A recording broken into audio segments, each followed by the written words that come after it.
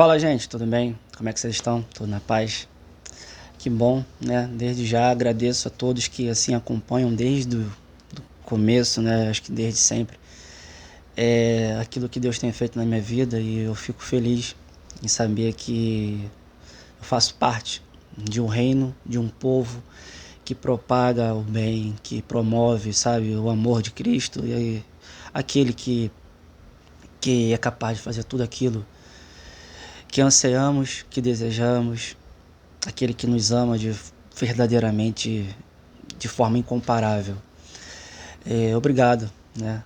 É, Deus, pouco a pouco, ele tem feito aquilo que é desejo do coração dele. E desses dias para cá, né, desses meses, até mesmo nesse período que eu tenho me proposto a conhecer mais de mim, mais de Deus, mais do reino, mais de tudo aquilo que é sobrenatural, é além da minha própria compreensão. E eu tenho entendido o quanto eu ainda careço, o quanto eu ainda necessito, sabe, é, do amor de Deus, da presença de Deus. Pois, por mais que eu tenha, talvez, por mais que Deus tenha me dado uma série de mensagens, a cada dia que eu venho aqui parece que é a primeira. A cada dia que eu venho aqui, eu sinto o peso da responsabilidade, eu sinto o peso, sabe, do quão é difícil você colocar a sua vida na frente, né, de um ministério, de um propósito, diante daquilo que Deus ele tem requerido de muitos. E não é fácil, pois eu me encontro e faço parte daqueles que, de certa forma, necessitam cada vez mais da graça e do amor de Deus.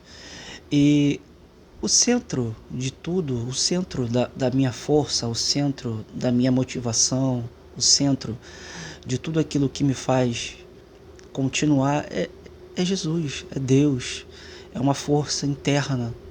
Porque se fosse por uma força externa, eu talvez não conseguiria, não subsistiria, por assim entender que a minha força é limitada. Eu necessito de uma força interna para que a minha força externa apareça, sabe? Eu sou fruto de quem eu sou internamente, então grande engano achar que nós conseguimos conquistar muitas coisas de uma forma externa, de forças físicas, carnais. Pelo contrário, o Senhor é a minha força, o Senhor é a nossa força. Quando nós entendemos isso, quando nós colocamos isso no nosso interior, quando nós colocamos isso dentro da nossa mente, quando nós preenchemos o nosso coração da presença dele, nós somos capazes de externar tudo aquilo que é vontade dele. Eu confesso, tem dias que só a graça me sustenta.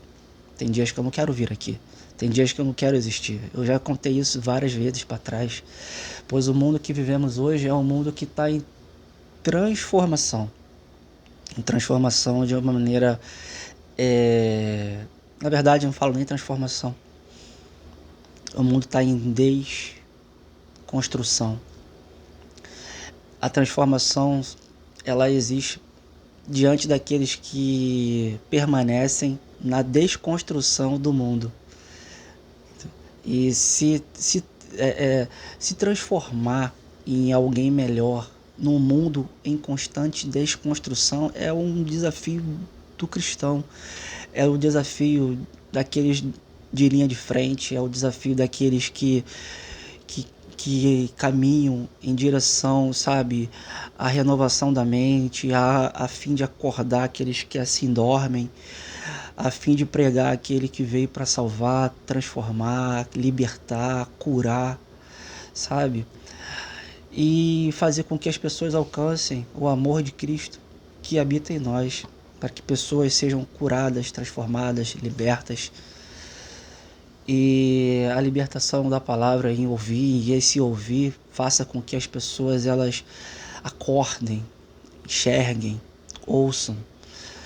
É difícil, sabe? E me entristece muito em ver que a desconstrução do mundo da qual vivemos e pregamos, ele tem ficado cada vez mais visível. E isso não é novidade. Isso aí não é novidade. Temos acesso nas redes sociais, o caos que se alastrou, a pobreza que enraizou de certa forma, a pobreza espiritual, a pobreza carnal, a pobreza, sabe, física, financeira, a pobreza no modo geral. Estamos sucumbindo de certa forma. E como já foi pregado, né, reina a fome em Samaria. A fome em todos os sentidos, fome espiritual, sabe, a sede espiritual, o fracasso de muitas pessoas que assim começaram no maior pique e hoje em dia se tornaram pessoas que deixaram de seguir aquilo que acreditavam e fizeram com que outras pessoas acreditassem também. E o que eu vejo muito hoje são pessoas doentes, sabe? A sociedade hoje se tornou uma sociedade doente, uma sociedade líquida, uma sociedade que se esvai em todos os sentidos. Sociedade que eu falo, sociedade cristã, sociedade humanitária, sociedade em todos os sentidos e todos os aspectos, se você for enumerar dessa forma. E hoje eu consigo ver como as pessoas estão doentes. Consumo, sabe, de remédios antidepressivos tem aumentado. Eu estava vendo uma pesquisa, o consumo de drogas ilícitas também, e isso tem sido visível aos nossos olhos por onde passamos, por onde quer que passemos, sabe? É visível ver o quanto a sociedade está doente por falta de Cristo. As pessoas têm se tornado doentes por não ter o amor de Deus habitando na sua essência, no seu coração, na sua alma, no seu íntimo. E as pessoas que não têm Jesus, elas procuram em tudo essa satisfação, esse preenchimento, sabe? Tentam buscar a satisfação plena no sexo, nas drogas, na bebida, na mentira, no dinheiro, na falsidade, nos bens de consumo, na comida, sabe? A ansiedade, ela tem se aflorado a cada vez mais e as pessoas têm tentado anestesiar quem é e o que sente por não sentir a presença que é por si só completa, plena e eficaz, que é a presença de Deus. Eu estava lendo aqui uma passagem, né, que Deus ele me fez refletir sobre a doença da sociedade, a doença dos homens. Fala um homem no sentido de espécie, sabe? E o quão a presença de Deus tem ficado cada vez mais visível por onde quer que passemos, sabe? E nós conseguimos enxergar a presença, as pessoas que se transformam sem Ele. Pessoas que são conhecidas nossas, pessoas que são próximas de nossas. Eu falo até eu mesmo, né, que eu vejo, sim, eu saio de casa e já vejo. E eu peço a Deus misericórdia de mim. Eu peço a Deus sua piedade, misericórdia, compaixão, para que eu não esmoreça, para que eu não me perca, para que eu não sucumba, para que eu não pereça sem a presença dele, porque sem a presença dele nós nos tornamos pessoas em busca de si mesmo, em tudo aquilo que não nos dá prazer de forma eterna, em saber que ele é a água da vida e veio para os doentes.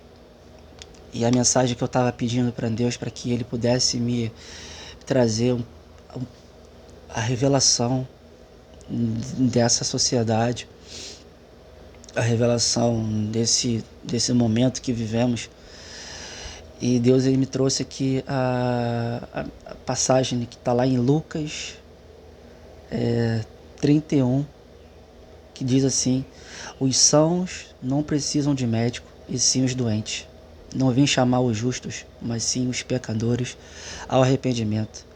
Interessante que essa passagem, Jesus estava num banquete e Jesus sentou com os fariseus, Jesus sentou com aqueles que eram pecadores, e os seus discípulos falaram: como assim, Jesus? Você vai sentar com eles? Você vai sentar com aqueles que são pecadores, são fariseus, são contra o Senhor? Nós te servimos, nós somos crentes, nós fazemos parte dessa comunidade, nós estamos com o Senhor nos cultos, sabe? Andamos de Bíblia para cima e para baixo, e o Senhor senta com eles. E Jesus, ele sabiamente, sabe? Jesus veio com esse propósito, falou: queridos amigos, discípulos, irmãos, eu não vim para quem já está salvo, eu não vim para quem já está bem, eu não vim para aqueles que já estão, sabe, de certa maneira libertos, que estão vivendo de uma maneira diferente. Eu vim para quem precisa de mim, eu vim para quem está doente, eu vim para quem precisa de uma cura, de um milagre, de uma transformação. Eu vim como resposta para aqueles que estão doentes. Interessante que se Jesus voltasse hoje no meio de nós, assim como foi há 2025 anos atrás, ele estaria na Cracolândia, estaria, sabe, nos prostíbulos, estaria perto de tudo aquilo que é ruim. Foi assim com Maria Madalena, foi assim com tantos outros que a Bíblia e a história relata. Jesus, ele veio para alcançar os perdidos, assim diz a Bíblia, que ele veio para em busca da ovelha perdida, e foi um dos ensinamentos que ele deixou, sabe, para os discípulos, quando ele assim ele ordenou, falou: vá em busca da ovelha perdida, vá em busca daquele que se perdeu, para que ele volte e se reencontre no caminho. E esse é o caminho que nós trilhamos e vemos constantemente pessoas perdidas desse caminho, e não a colocamos de volta para que o trilhe novamente.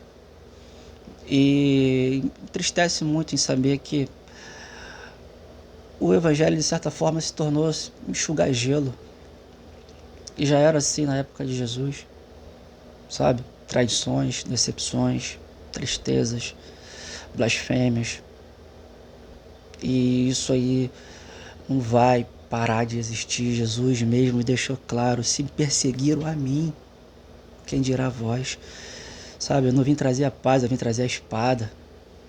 E eu deixo essa mensagem que, se você se encontra doente hoje, perdido nas drogas, perdido no alcoolismo, perdido em doenças internas, psicológicas, emocionais, doenças físicas, doenças das quais te segregam da sociedade, que te fazem diferente, sabe? Até mesmo dentro da igreja.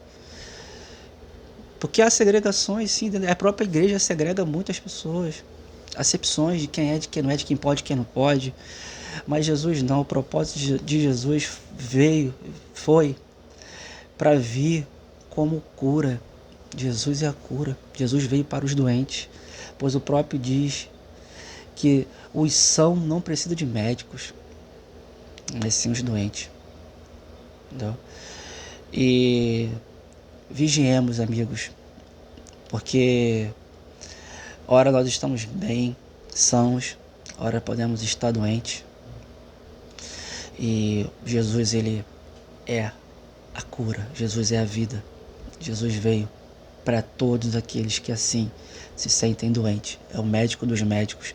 Se você precisa de algo da parte de Deus, ele é o único que tem o poder e toda a capacidade de fazer aquilo que o médico não pode fazer. Ninguém pode fazer, a não ser o próprio, entendeu? Pois ele não veio para chamar o justo, não veio para nada disso. Ele veio chamar para que nós, doentes, tenhamos o arrependimento, que por meio do arrependimento tenhamos assim a vida eterna, pois a salvação é dom de Deus, e ele veio para nos salvar, veio fazer com que nós trilhemos e andemos por esse caminho de luz, verdade e vida para todo sempre. Tá bom? Obrigado aí, gente. Não se esqueçam de se inscrever, né? E vamos caminhar, tá bom? Até o próximo vídeo, fique com Deus.